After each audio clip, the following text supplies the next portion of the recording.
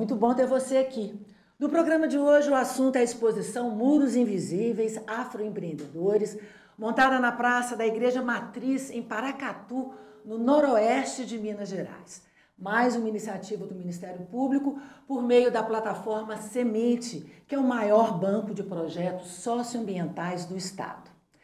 Quem participa da nossa conversa de forma remota é a promotora de justiça em Paracatu, Camila Ratizuka. E aqui no estúdio eu tenho a companhia do jornalista Afonso Borges, presidente da Associação Cultural Sempre um Papo, que é a realizadora do projeto. Sejam muito bem-vindos, é um prazer recebê-los aqui na TV. Muito obrigado. Doutora Camila, o Ministério Público, então, vem apoiando o projeto Muros Invisíveis, que chega agora à sua segunda etapa com a exposição sobre os afroempreendedores. Para quem ainda não conhece, o que é o projeto, qual que é o seu objetivo e como é que a senhora avalia a importância desse projeto? O projeto Muros Invisíveis, ele busca valorizar e dar visibilidade ao protagonismo negro na cidade de Paracatu. E essa exposição, ela conta a história de vida de 42 afroempreendedores essas exposições, elas mostram as fotografias desses afroempreendedores em grandes painéis. E a importância desse projeto é reconhecer e dar um destaque à contribuição da comunidade negra aqui na nossa história. Acho, então, que essa exposição ela pode influenciar políticas públicas voltadas para a população negra? Sim, as ações culturais, elas são uma ferramenta importante para a transformação social. Além de sensibilizar a própria população, ela incentiva gestores públicos na criação de políticas públicas que sejam mais eficazes e inclusivas, como uma forma mesmo de combater o racismo estrutural e incentivar a igualdade racial. Afonso, a Associação Cultural, então, Sempre um Papo, está à frente desse projeto. Como é que surgiu a ideia desse projeto? Bem, em primeiro lugar, uma alegria estar aqui com você, uma alegria estar aqui com a doutora Camila. O projeto Muros Invisíveis surgiu em outros festivais literários que eu faço, lá em Araxá, lá em Itabira, como forma de estabelecer uma comunicação propositiva com as comunidades. A ideia é essa que a doutora Camila explicou, valorizar, tornar visível quem é invisível. Essa é a ideia do Muros Invisíveis. Nesse campo, o racismo estrutural, que é um conceito até certo ponto novo na cultura e na administração pública brasileira, é o que deve ser combatido nesse ponto, porque nós, brancos, entre aspas, provocamos tudo isso. Então, antes de qualquer coisa, é uma iniciativa que procura criar reparação. E, como a própria doutora disse, desenvolver logo depois políticas públicas nesse campo. Né? E como a gente criou isso? Através da arte. Né? A arte da fotografia revela a vida dessas pessoas. Isso é que é o legal. Não só as fotos na forma de painéis de 3 metros de altura numa praça, são 24 painéis iluminados, enfocando a história de 42 afroempreendedores, pessoas que estavam ali presentes na comunidade, que estão presentes na comunidade, interagindo com a vida cotidiana da cidade, mas que são completamente invisíveis. E o título é ótimo, né, da exposição, Muros Invisíveis. Né? Exatamente, e até questionava outro dia, me perguntava por que são muros invisíveis? Exatamente por isso, para mostrar que tem um muro, esse muro que o racismo estrutural estabeleceu desde que o mundo é mundo, né, e que no Brasil isso é uma verdadeira doença, que não consegue, que a gente não consegue se livrar, por mais que trabalhe contra, e os invisíveis é para esse motivo. É visível, sim, é visível na foto, mais que isso. A gente utiliza as estratégias de comunicação para dar campo de visibilidade, ou seja, a pessoa dá um depoimento sobre a vida dela, conta a vida dela numa live que é feita e depois vai para o YouTube do Sempre um Papo, já até referencio YouTube do Sempre um Papo. Na própria estrutura de foto, do painel, embaixo, tem uma pequena biografia, né, doutora Camila? Esqueci de falar isso, né? Embaixo tem ali um texto, né, que fala sobre isso.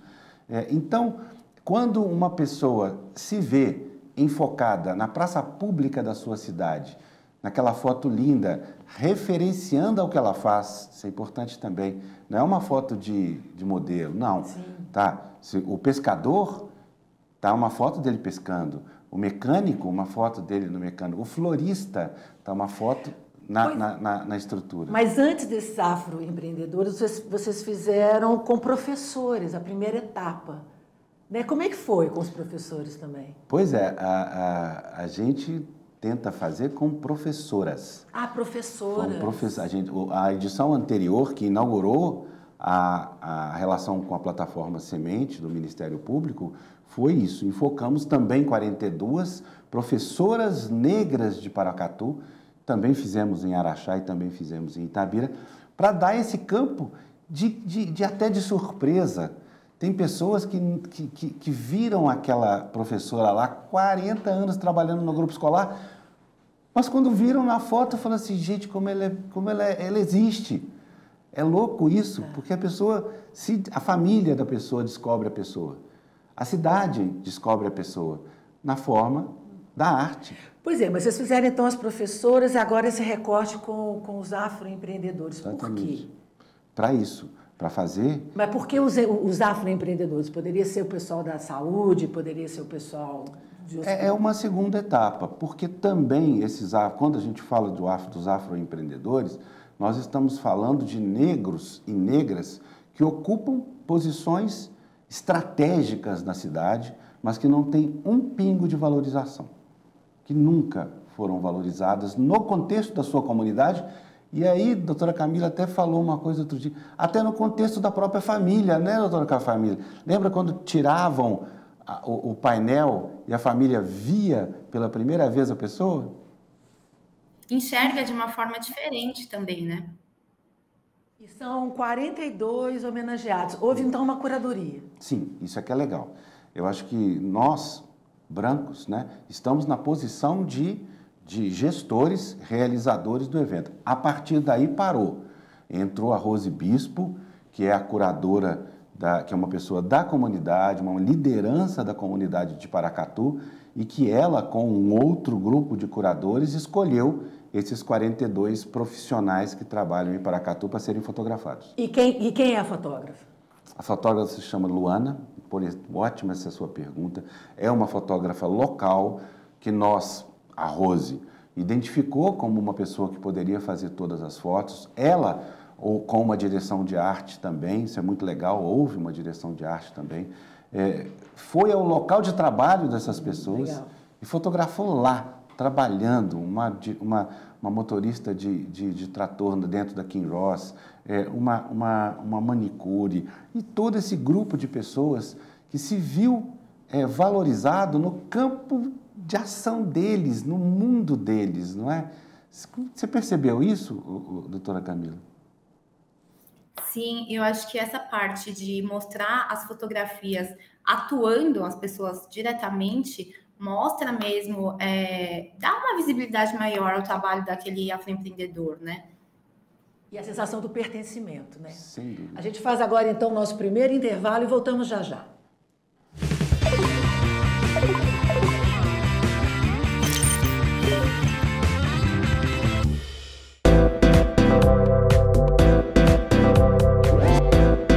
TVMP, em todo lugar, ao seu lado. Realização: Ministério Público de Minas Gerais.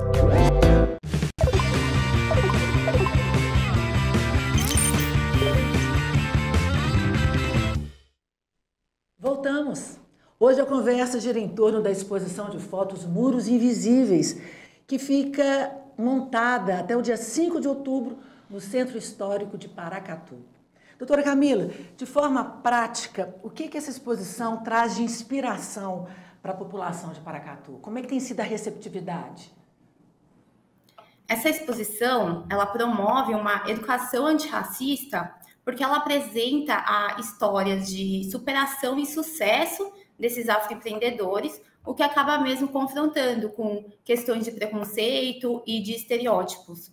E essa exposição, tem sido muito bem recebida, tem uma recepção muito positiva, não somente em relação a esses homenageados e as suas famílias, mas também a população em geral daqui da cidade, porque tem mostrado um interesse nessas histórias e até mesmo como forma de incentivo às autoridades públicas e à população em geral. É uma exposição que ela contribui para a educação antirracista, né?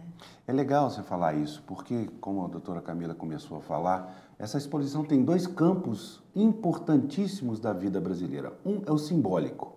O que representa 42 afroempreendedores estarem na praça à frente da Igreja Matriz Santo Antônio, em Paracatu? Veja, a Igreja Matriz Santo Antônio, até recentemente na história brasileira, impedia a entrada de negros. Não podia entrar, era a igreja da elite. A Igreja Nossa Senhora do Rosário, lá no outro canto do centro de Paracatu, era que os negros podiam entrar. E nós somos de Minas Gerais e sabemos que a Igreja de Diamantina foi a igreja que a Chica da Silva mandou construir a torre no fundo. Por quê? Porque a Igreja Católica impedia que negros passassem da torre. Ele foi lá, a Chica da Silva espertinha, mandou colocar a torre no fundo. Então, é esse mundo que nós vivemos, né?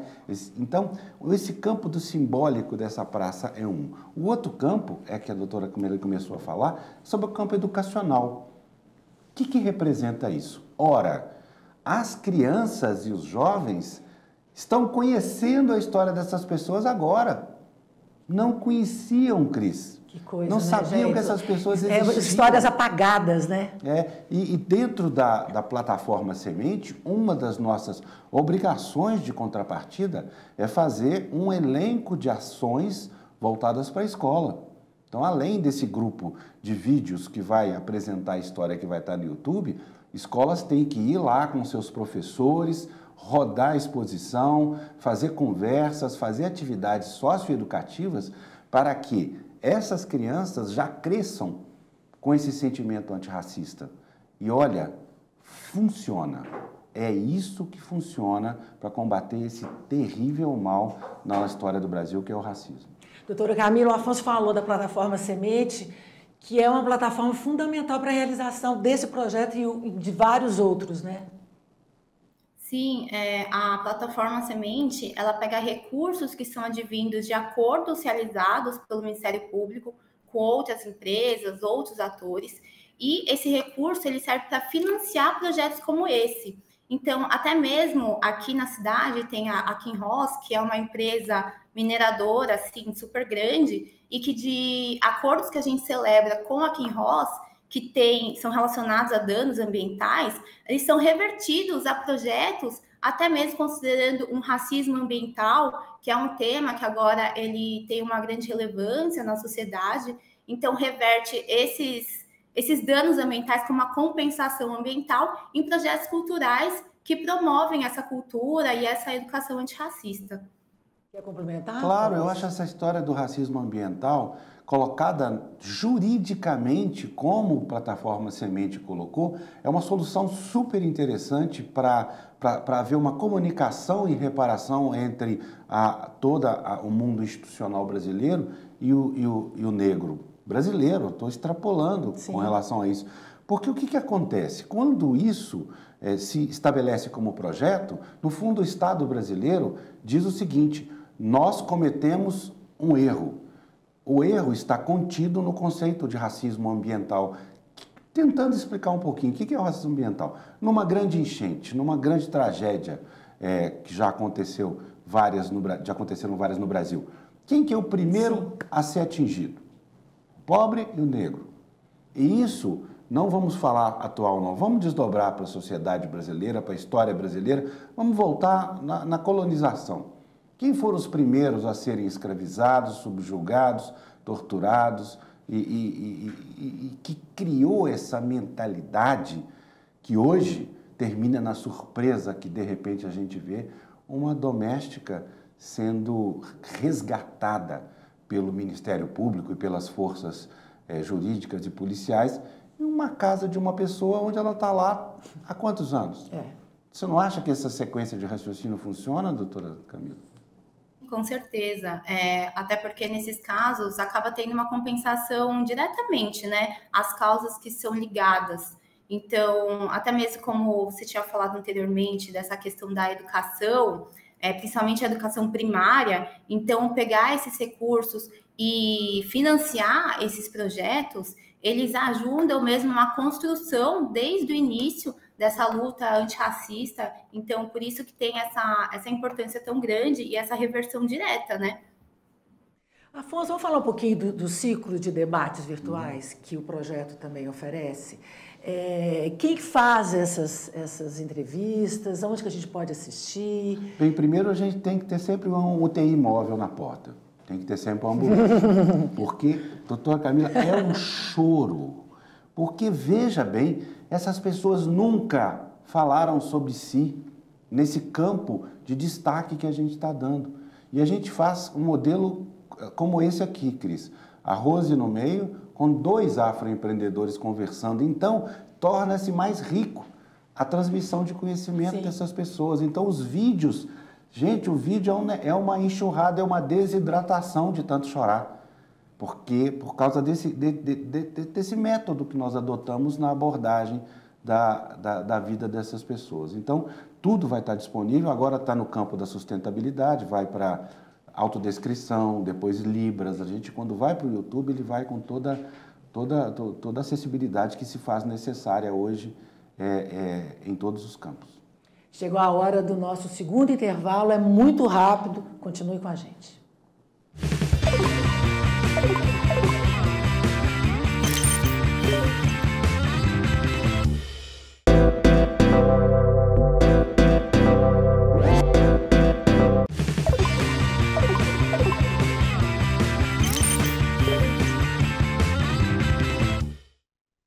Ponta a Ponta está de volta. Hoje a gente conversa sobre a exposição que você pode visitar em Paracatu, Muros Invisíveis. Doutora Camila, qual que é a sua avaliação sobre a atuação do sistema de justiça para lidar com questões estruturais de racismo e desigualdade? O que precisa mudar? A atuação, né, do sistema de justiça ele é crucial e tem um papel muito relevante nessa questão de combate ao racismo estrutural e como uma forma de incentivar e promover a igualdade racial.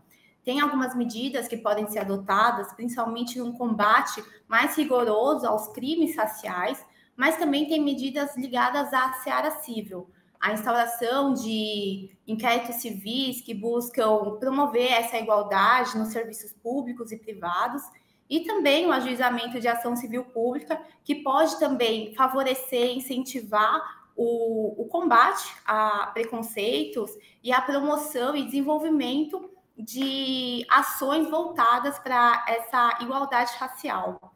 Mas a gente tem que ter uma visão não somente de punir um indivíduo, mas sim de responsabilizar e de conscientizar as instituições de modo geral. Então, eu acho que tem que ter um olhar mais para o coletivo e não somente para o individual, haver uma capacitação dos agentes públicos e, dessa forma, o sistema ele acaba por valorizar, né, uma reparação histórica, tem que ser voltado, eu acho que para essa reparação histórica e para essa valorização da igualdade e da diversidade.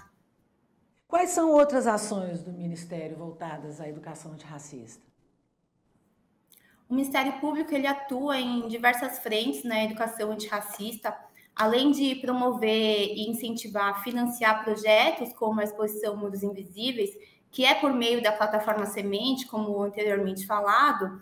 Há também projetos como o projeto sobre tons, que discute questões raciais, e o projeto Ginga, que em parceria com o governo de Minas Gerais, promove a educação antirracista nas escolas públicas. Além disso, a gente também trabalha com a criação de cartilhas e materiais educativos e, em parceria com as secretarias de educação, promove e garante que as questões e matérias afetas ao afro-brasileiro sejam abordadas nas escolas, até mesmo em observância da própria legislação que estipula que essas matérias elas devem ser, sim, abordadas, tendo uma inserção na educação primária e como forma também de criar desde o início essa cultura antirracista. Como é que o Ministério pode fortalecer o afroempreendedorismo aí em Paracatu? O afroempreendedorismo, ele tem uma necessidade de ter um apoio e um incentivo na capacitação e além disso mesmo, o acesso ao crédito. Então, o Ministério Público, além desses projetos culturais que são financiados, também ele incentiva a relação de outras ações voltadas a políticas públicas para que seja, então, promovido essa cultura antirracista. Afonso, quais foram as maiores dificuldades para colocar esse projeto de pé, hein? O rigor do Ministério Público é uma maravilha. Eu adoro coisa transparente, eu adoro me relacionar com pessoas sérias, como são os responsáveis e os técnicos da plataforma Semente. Nós colocamos um projeto, o projeto é analisado ponto a ponto. Falando do financiamento, é não tudo só do averiguado. ponto de vista financeiro, não é? Até a valoração de cada custo, mas também do ponto de vista conceitual. Cada palavra é medida e colocada ali com o rigor que a justiça deve ter com isso. E aí tem um campo interessante para a gente colocar, que é o seguinte: Afonso, o Ministério Público está patrocinando arte?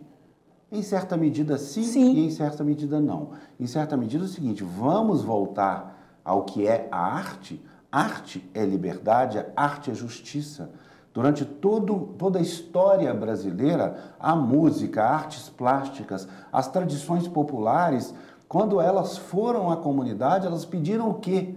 Elas pedem justiça racial, elas pedem igualdade, elas pedem equilíbrio, elas pedem recursos para que possam viver melhor. A arte é o caminho entre o que se deve, o que você precisa e o que deve ser feito. E a justiça abarcou esse campo de manifestações populares e tornou visível, tornou transparente na forma da plataforma Semente, mas como a própria doutora Camila falou, é a meta da justiça promover a igualdade social e racial. É o objetivo básico da justiça, está ali no campo das suas obrigações básicas, entende? Então, é muito bom que as pessoas que estejam nos ouvindo saibam que não é patrocínio, aspas, é financiamento de um projeto ligado à reparação e à igualdade social, acompanhando o que já existe. E agora, é importante mais as parcerias, né, Afonso? Ninguém faz nada sozinho, né? Sem dúvida. Isso. E o Minas Gerais está de parabéns. A plataforma Semente é uma criação, uma invenção do Ministério Público de Minas Gerais, através da CAOMA, sabe? Isso que se espalhe pelo Brasil afora, que se espalhe porque é viável, é possível, é passível, está comprovado que pode ser feito com seriedade. Eu não sou, o Muros Invisíveis não é o único projeto. Então, dezenas de projetos já aprovados no campo, por exemplo, do patrimônio histórico, não é? Nós esquecemos de falar, né, doutora Camila, do que está sendo feito lá. Aqui em Paracatu, uma das outros projetos que são bem relevantes é em relação à reparação e restauração das igrejas, que é a Igreja Matriz Santo Antônio e a Igreja do Rosário, e isso foi feito também por meio da plataforma Semente. Você pensa em novas cidades, novos temas, novos formatos para o Muros Invisíveis? Penso em dar sequência em Paracatu. Nossa proposta, que vai ser apresentada agora, é enfocar os profissionais de saúde negros e negras de Paracatu, dar visibilidade a essas pessoas que salvam vidas, e salvaram e salvam vidas, e estão sempre ali no seu canto, sem saber quem é. Você chega para uma consulta, é atendido e vai embora, ou mesmo no campo da tradição popular, né? Quem é a pessoa que lida com saúde mental, saúde psicológica, saúde física, nesse campo das estruturas de tradições populares em Paracatu? Essa é a proposta que eu vou apresentar. Bom, então a parceria aí continua, hein, doutora Camila? Certeza. E o Ministério Público está aqui disponível para atender essas demandas e incentivar de novo, né, toda essa questão cultural e antirracista, que está dentro do mesmo os propósitos institucionais. Então, para terminar, Afonso, um convite, então, até dia 5 de outubro? É muito tempo, gente. 42 painéis iluminados à noite, ele fica muito bonito de noite. São painéis que nós criamos, a gente não comprou na farmácia, não. Nós inventamos esses painéis para que tenham essa visibilidade na praça. E fica até 5 de outubro, atravessa o Fli Paracatu, que é o Festival Literário de Paracatu, que vai acontecer agora. Então toda a comunidade que chegar lá também vai poder visibilizar. E ainda tem esse viés que nós não falamos, que é o viés do turismo. Sim. Comunidades ao redor estão indo lá em Paracatu para ver a exposição, como se fosse uma ação de turismo, como se fosse não, também é uma ação de turismo.